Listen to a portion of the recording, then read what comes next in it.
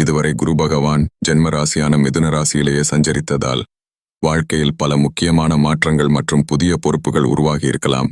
சில நேரங்களில் எந்த முடிவை எடுக்க வேண்டும் என்ற குழப்ப நிலையும் இருந்திருக்க வாய்ப்பு உள்ளது. மன அழுத்தம், சோர்வு மற்றும் உடல் நலத்தில் சிறிய பாதிப்புகள் ஏற்பட்டிருக்கலாம். பல காரியங்களில் அதிக கவனம் செலுத்த வேண்டிய சூழ்நிலையும் உருவாகி இருக்கலாம்.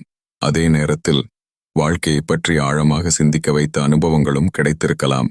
சிலருக்கு புதிய பாதையை தேர்வு செய்யும் எண்ணங்களும் உருவாகி இருக்கலாம். இப்போது குரு பகவான் மிதுன ராசிக்கு 2ஆம் இடமான கடக ராசிக்கு பெயர்ச்சி ஆகிறார். இந்த பெயர்ச்சி பணவரவு மற்றும் குடும்ப முன்னேற்றத்திற்கு சாதகமான பலன்களை தரக்கூடியதாக அமையும். வருமான வாய்ப்புகள் அதிகரிக்கும். சேமிப்பு உருவாகும் சூழ்நிலை கிடைக்கும். பேசும் வார்த்தைக்கு மதிப்பும் மரியாதையும் உயரும். தொடர்பு திறன் மூலம் நல்ல வாய்ப்புகள் கிடைக்கும். குடும்பத்தில் சுப நிகழ்ச்சிகள் நடைபெற வாய்ப்பு உள்ளது. திருமணம், வீட்டு விழா அல்லது புதிய சேர்க்கைகள் போன்ற மகிழ்ச்சியான தருணங்கள் உருவாகலாம்.